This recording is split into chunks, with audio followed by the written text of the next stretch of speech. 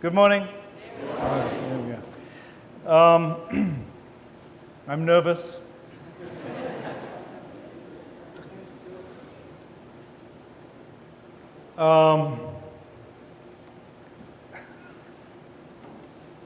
I finally made the big time. I'm in New Jersey.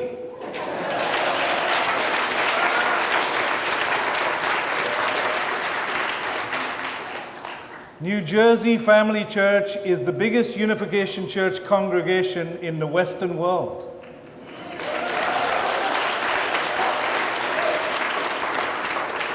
So more expectation is on you than anybody else. Okay. So I heard that you had 1,000 people at Belvedere last week. Wow, impressive. So, you know, it's wonderful when we can showcase our culture, like at Belvedere. You know, they were giving tours of Two Parents' house. And, you know, whenever we showcase our culture, people are usually moved by that. People are not often moved by church, quite frankly. I'm a pastor, I know. But people are moved by our culture. When we showcase our culture, people really get it. There's something special here. You know, in Los Angeles, there's a camp up near San Bernardino, Camp Mazumdar. Anybody been there before? It's in the mountains. I joined the church there. When I joined the church at Camp Mazumdar, we were a closed society. Nobody got in. In fact, we had a German leader. His name was Paul Werner. And he put up a big fence and Achtung, keep out sign, and two German brothers with German Shepherd dogs. So the local newspaper had a story that this was a Nazi training camp. So when I joined, that was the atmosphere around Camp Mazumdar. But one brother moved there a couple of years ago. Some of you know him, Juan Morales. He went there for health reasons, and the camp is not really getting used. But he went around the mountainside and met people and said, why don't you come over to the camp? And they were like, really? We can come in there? Because it has this beautiful temple that was built in the 30s by Prince Mazumdar. So he said, yeah, everybody come. So he had held an open house. So a lot of the local people who've lived there for years and years had never been in the camp. And he just invited them in, had a lunch, and they liked it, so they arranged a second one, and many more people came. And at the second one, he asked all of the people who came, can you help me to restore this camp? So they started showing up with bulldozers and tools, and he put them all to work. And he's restoring the camp with free labor. And furthermore, one of the people on the mountainside knew the archbishop of that area for the Catholic Church, who was from Mexico, from the same town as Juan Morales. So that person came to Camp Mazumdar to hear the divine principle. I'm just saying, when we open up and show our culture, it moves people. Why are we so closed? We better be open, right? Aren't we proud of who we are and what we've got? Let's be open. So, I came to the East Coast to teach, first of all, the 24+ Connect retreat. That's where I met our MC today, the last few days. That's one of the best things I think we do as a church. It's very hopeful. And the second thing was to teach this pastor's boot camp, a part of it. And, I had the job of teaching people how to make a sermon. So now they're all sitting there going, okay, let's check him out. We heard what he said. Now, is he really going to practice what he said? So that's why I'm nervous.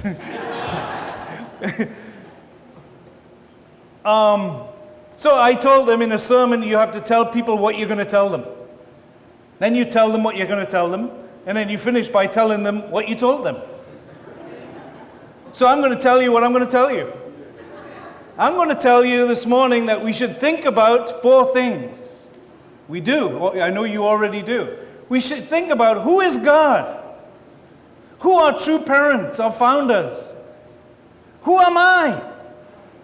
And who the heck are you? We should think about those 4 things, and we do.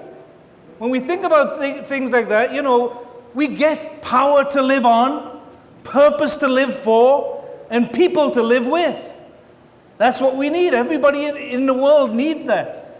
I need power, energy to live on, but I need a purpose, what I'm doing with my life, and then I need community. I need people to live with.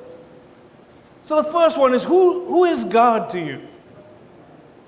A little while ago, I had to go get a colonoscopy. Is it okay to speak about colonoscopies in New Jersey? Is that okay? Yeah, okay.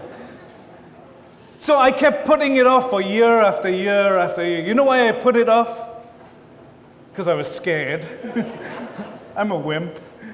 But my wife insisted, you better go to, if you don't go get that colonoscopy, you're going to get no more fish and chips. So that was it. So I go to get this colonoscopy.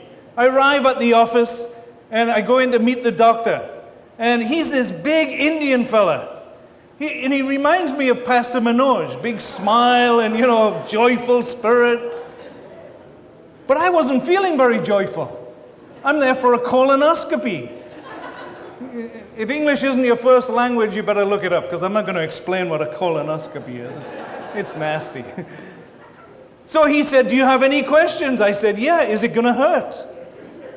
He said, it won't hurt you. You'll be asleep. It might hurt me, but, He said, anyway, I just want you to know that God will take special care of you.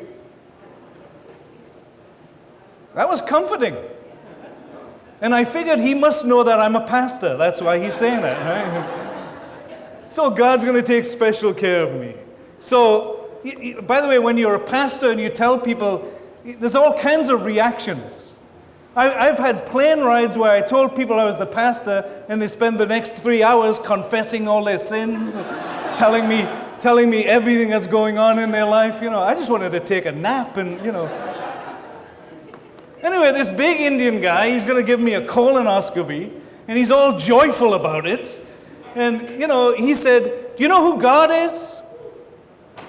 And he said, some people look at God like he's the big spiritual leader.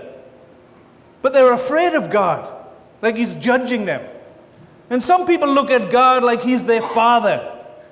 He said, in my case, I didn't have a good relationship with my father, so I don't like to think of God as my father.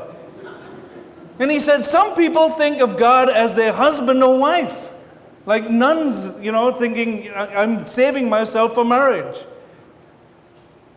He said, I think of God as my best friend. He's telling me this. I'm waiting to go for a colonoscopy, and then he begins to tell me why God is his best friend. And he said, God's my best friend because your best friend wants the best for you. Your best friend's always there for you. Your best friend, you can call on him day or night. You don't need an appointment. Your best friend is very encouraging, but will also tell you when you're doing something wrong. Your best friend is somebody you want to hang out with. Your best friend's got your back. Your best friend will never throw you under the bus. And he said, most of all, when God is your best friend, life is joyful. That's pretty good, isn't it? For a colonoscopist, or whatever his name is. He's telling me this, and I wanted to take notes. Because I knew I'd use it in New Jersey one day. And then he says to me, and by the way, what do you do for a living? He didn't know that I was a pastor. And I was shocked, and I said, you talk to everybody like this? And he said, I tell people what my best friend tells me to tell them. I said, do you want to be a pastor someday? I realize that God is still alive today, working in many people's lives. God is working to prepare many, many wonderful people in the world to meet God and do great things together. What, you think God retired when you joined the church? God's still out there, and there's tons of people waiting to just connect. We got to, look for such kind of people. And don't you have a testimony of how God worked in your life? One thing I learned from Father was share testimonies with each other. Share each other's experience with God. Sunday service is not supposed to be just sermon.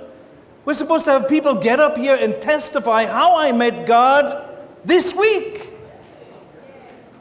This week. Not, an elder of our church, Reverend Johan Lee, first male man to, join in southern Korea. He told me you should have testimonies at your church of how God worked this week, and that's what will inspire everybody. So the next week, I asked somebody to give a testimony. I said, it's got to be current, it's got to be up to date. First person who gets up, well, in 1973, when I was fundraising, that's not what we want. We want to hear that God is still working, didn't retire after MFT.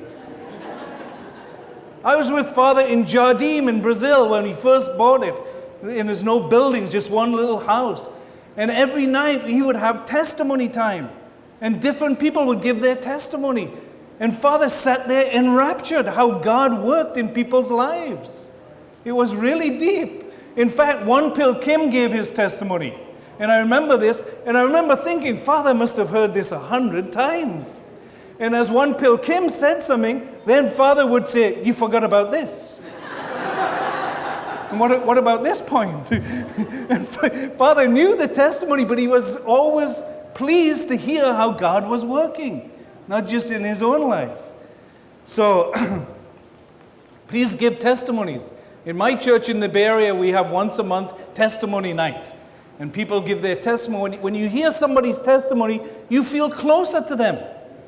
You feel, we're brothers and sisters, we're connected. Testimonies are great. So, and of course, true parents taught us all we need to know about God. And they taught us how to relate with God.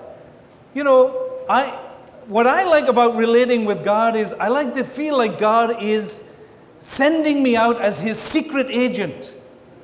I like being a secret agent. I went to a James Bond movie with my wife. We're watching James Bond, and I said, I could have been like that. I could have been a secret agent. And in the movie theater, my wife started laughing so loud. Ha ha ha ha! I said, what are you laughing at? She said, you better lose 30 pounds first. I said, thanks a lot. But we have to be God's secret agents. We have to go out there, and tell people what God tells us to tell them. How wonderful and adventurous is such a life. If you're living a boring life, there's something wrong. Come alive. God has got things for you to do. We got to know God. Okay? God is your, my heavenly parent, but he can be your best friend. He's got your back. He's with you. He's going to help you. So, who is God? God is my best friend. Who are true parents? This is the Christology issue. In Christianity, you have high Christology. Jesus is God. You have low Christology. That means Jesus is a man and a fulfilled example for us. In our case, all of us have to figure out who are true parents for us, including the true children. They have to figure this out. Who are true parents? Here's who true parents are for me. True parents gave me everything of value in my life. Everything that I have of value, I got from true parents. That's why I love and respect and I'm grateful to true parents.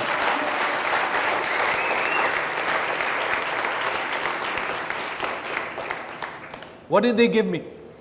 True parents, first of all, gave me a worldview. They gave me an understanding of how the world is working, what's going on in the world, how God has been moving history. I need to understand that, or else the world looks crazy.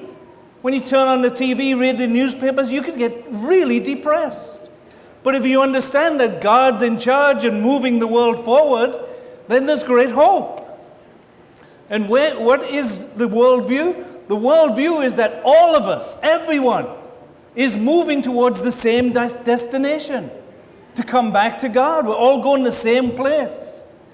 How we get there and what vehicle and vessels we use is different. It's like, I'm going from New Jersey, I'm going to go to California, and how I get there is up to me. I could walk. I'm not going to, but I could. Who remembers Mr. Machida, who walked across the country? Mr. Machida showed up at my house. And he's got his backpack and I'm going to walk across the country. He'd already done it once before. He said, "What do you think about me?" I said, "You're crazy." He loved it. He was laughing. Yeah, I'm really crazy. I also said, "You're Forrest Gump." There's no doubt. There were some young kids, second generation, who went by bicycle from the East Coast to the West Coast. Mr. Machida took months to walk. They took many weeks to go by bicycle. I've driven across the country a few times. You can do it in about 3 days if you really push it. But the quickest way I can get back to California is I'm going to fly. I have a ticket. I'm going to fly. And I'm going to trust that the pilot knows where he's going. It's big. It's a lot of trust, right? Likewise, I'm going to the kingdom and I'm trusting true parents to get me there. That's what I've decided. They have the best vehicle to get there. So I'm going with them. And you can come too if you like. You're going there anyway. It's up to you how quickly you get there. So, my belief is that the true parents are the chosen people of God. Some people call them Messiah or whatever they want to say, but they are my true parents who gave me everything of value. They gave me this world view. Father was an incredible visionary. He saw things that could happen. He talked about, let's make a newspaper. The Washington Times wasn't supposed to be just a Washington newspaper. The idea was a nationwide newspaper. Of course, later on, USA Today made such a thing. But when Father said that, nobody could even understand. What are you talking about? That's the nature of a visionary. They see things that others don't see. Father saw the idea, in the future, in America, people will be going to Japanese restaurants. Back in the 70s, there weren't many Japanese restaurants at all. I couldn't think of one. Now there's one on every corner. Father started that revolution. And Father used to talk about cities in the ocean. I remember going fishing in Gloucester. You're wiped out after tuna fishing all day. And then at night, Father gets all excited about some idea he's got. And he started talking about building cities in the ocean. He had this incredible plan. There'll be a landing place on the top of the water, and the helicopter will drop you off. Then you'll take an elevator to the bottom of the ocean, and there's the city. And there's natural refrigeration, and there's all kinds of natural food there, and it'll be healthy and all wonderful. And he'd get excited and talk about visionary things like that. In America, people have a lot of space. There's so much space. So there's not much interest. But in Japan, they're really interested in this idea of cities in the ocean. Because, there's too many Japanese. Too little space. The world is changing, brothers and sisters. Before Father passed away, he predicted that we won't even recognize the world in a few years' time. It'll change so rapidly. He said the political system is going to collapse. The idea of democracy as we know it isn't going to survive. And I'm telling you, it looks like that to me today. When you look, we've got a choice between Trump and Hillary. I think it's already passed, hasn't it? Those Trump supporters are looking at me strange. Anyway, Father said the economy is going to be different. Look how quickly the economy is changing. Who remembers Kodak? Kodak was the #1 camera in film producing. They owned 98% of the market at one time. Where's Kodak today? Gone. Who remembers blockbuster movies? Right? You have to go and rent a movie and then take it back. Today, you got so much, opportunity to get movies anywhere. Blockbuster's gone. You know what the biggest taxi company in the world is? Uber, and they own no taxis. And the biggest hotel chain in the world owns no hotels. Airbnb. It's a changing economy. My son spilled some oil. He was changing the oil. He spilled it on the driveway. I said, you better go over to the hardware store and buy some stuff. And then he didn't move. And I said, are you going to go or what? He said, I already ordered it online. It'll be here tomorrow morning. He never shops in a shop. He thinks that's ridiculous. He just shops online for everything. I'm telling you, I keep UPS in business. They're at my house every day. The economy's changing. The world is changing. The only thing that isn't really changing is the heart of man. Right? We have to change and grow up, and then we can use the advancements for building the kingdom. Father gave me a worldview that makes a lot of sense. Father gave me a purpose to live for. I am grateful beyond belief that I understand why I'm here. Can you imagine living and not knowing why you're here? There's a lot of people. One of the number one Google searches is purpose of life. People are wondering, what is the purpose of life? Everybody wonders that. If you don't know the purpose of your life, it gets really goofy. You make up some purpose. Or you get paranoid about life. I do 100K at our church, 6 o'clock, and then I'm driving home with my wife, and I stopped at the 7-Eleven for a cup of coffee. And as I'm walking to the door, a man is walking, and he was mumbling, and he looked really miserable. So I opened the door for him, and I said, hey, good morning, how are you doing today? Big mistake. Should never have said that. He looks at me, he said, the FBI's out to get me. They had helicopters over my house all night. He said, they follow me everywhere. He said, I hear tapping on my phone. I think they're listening in on my phone calls. And I'm like, oh, God, please. But I'd already connected. He started following me around the 7-Eleven.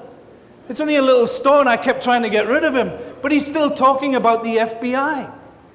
And he's going on and on and on. And then finally he took a breath and he said, what do you do? I said, I work for the FBI.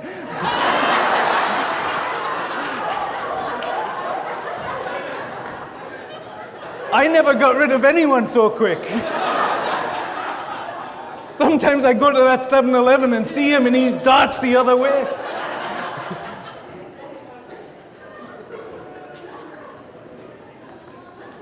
Finding the purpose of your life changes everything. Doesn't it? My good friend Muhammad Ali died last week. Why I say he's my good friend, I witnessed to him.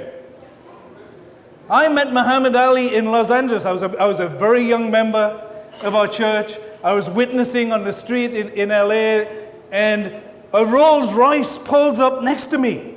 A Rolls Royce. I'm English. Wow. I got excited, a Rolls Royce. And Muhammad Ali gets out of it.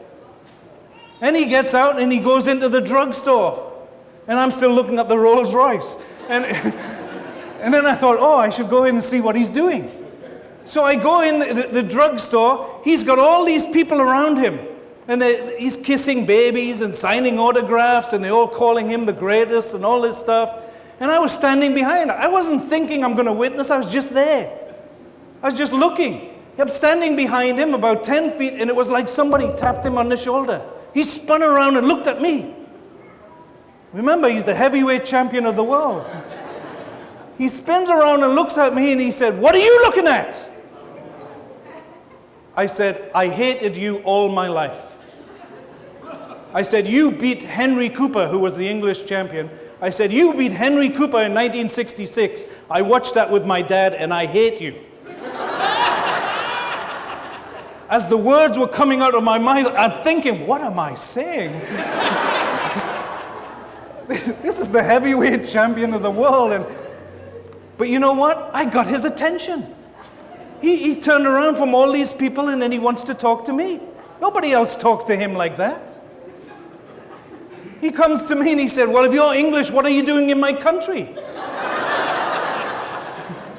And I said, well, don't you know the future of the world depends on what America does? He said, oh, what, you're some kind of fundamentalist Christian? I had just joined the church. I didn't know if I was a fundamentalist Christian. I didn't know what one of those was. And I said, well, you know, I'm in this community and we talk about the principles of life and how we're going to do things for God. And he said, oh, I just wrote this speech called The Purpose of Life. He said, can you come with me to my house and give me some feedback on this speech? And I was thinking, Rolls Royce. Wow. I still wasn't thinking I'm going to witness to this guy. I'm pretty slow, you know. Anyway, we go outside and we get in his Rolls Royce. And we drive up to his mansion. And we arrive there, he's got all these people, these Nation of Islam people waiting for him. And they all want to talk to him. And he says, no, I'm talking to this young man here. So he takes me in his office and he pulls out a binder. Beautiful binder with, you know, leather and gold around it. I could tell it was very precious to him. And he pulls out his speech on the purpose of life. And he says, you know, you take some notes and we'll discuss it afterwards.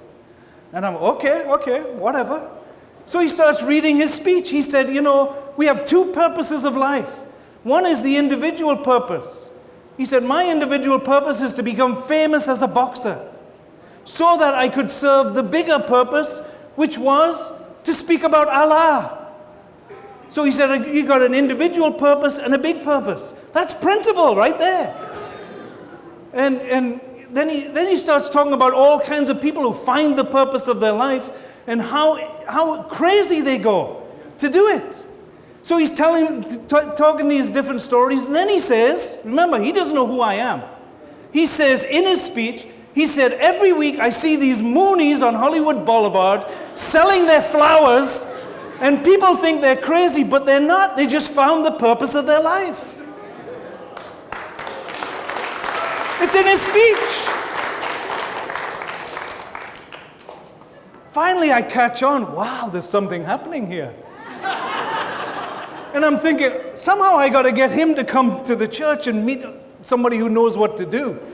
You know, I got to bring him and meet my central figure. You know, Perry Cordell, my central figure, was bigger than him. If you know Perry, he's huge. So I'm thinking like that. Then he finishes his speech. Then I start saying, you know, well, the purpose of life is right there in the Bible. You know, be fruitful and multiply and take dominion. And he said, what? Where do you know all that from? How come you're just saying that off the top of your head? I said, that's the teaching of my community. He said, let's go. We're back in the Rolls Royce. And we're driving down to our church community, this little house that we have. And of course, all the way there, I'm thinking, oh God, I hope they're cleaned up. Because sometimes it'd be a mess, right? And, you know, we drive down and he's parking the car and I run in because I want to, you know, make sure it's okay. I run inside and his sister was there, Susan Burbank, Susan Starr, if you know her. She's there and she goes, oh, do you have a guest for evening program? I got Muhammad Ali here. She literally went, oh, you English. Oh. She didn't believe me. She thought I was joking. And I run into Mr. Cordell, the central figure's office. I said, Mr. Cordell, you got to come. I got Muhammad Ali right here. He said, what is it, immigration problems? What's going on?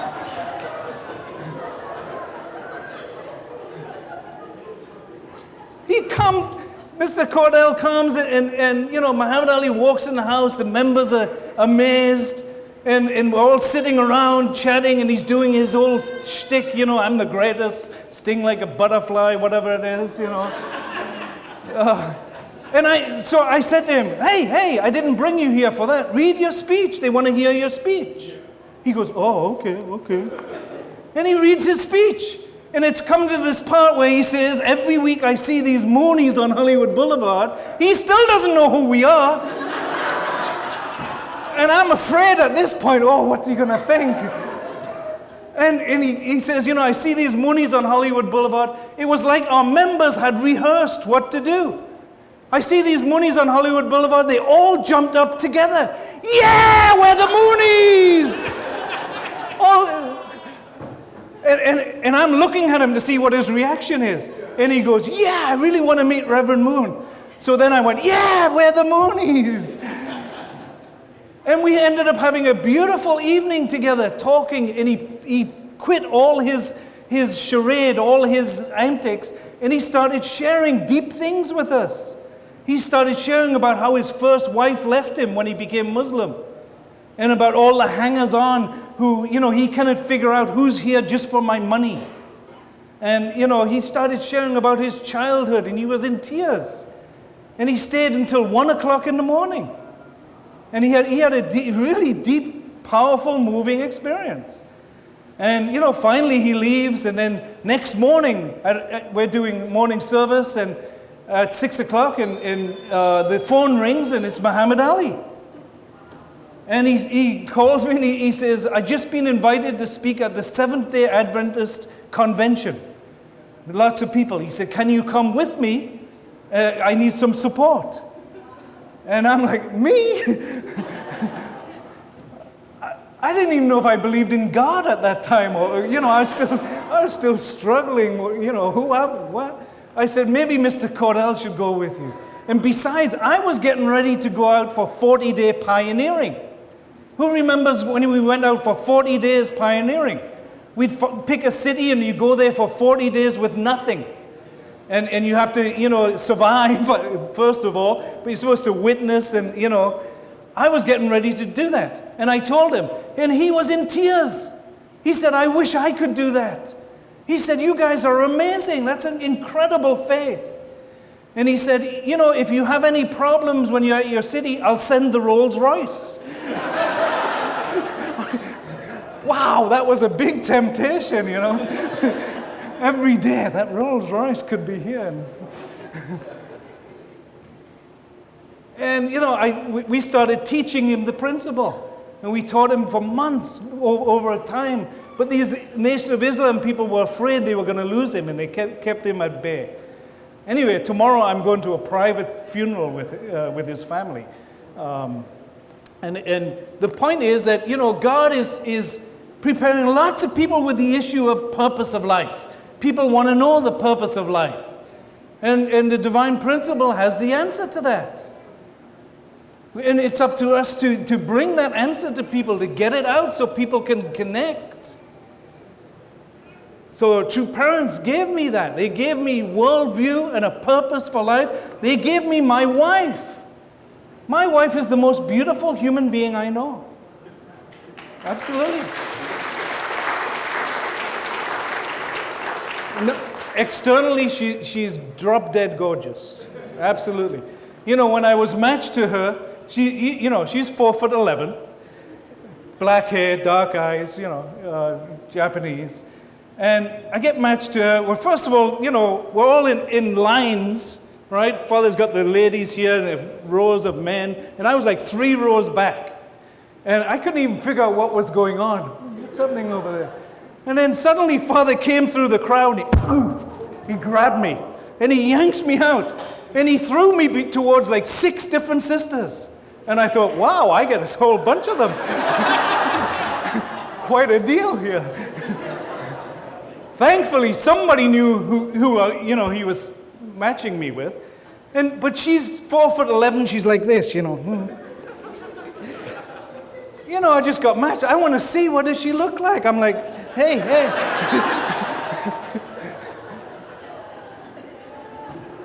Finally, when she looks up, she looked like she was 16 years old. The translator said, do you have any questions? I said, how old is she? Is she even supposed to be here? She's older than me.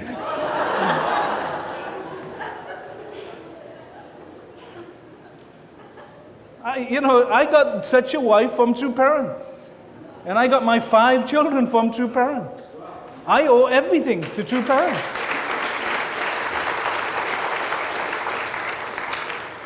So, I believe I'm part of 2 parents' tribe. I believe Muhammad Ali is part of my tribe. The people who are connected to me are part of my tribe. My kids' friends, I've already told my kids, all of your friends are part of my tribe. Oh, whatever, Dad. Yeah. So you got to know who God is. You got to know who 2 parents are. And when you do that, you'll know who you are.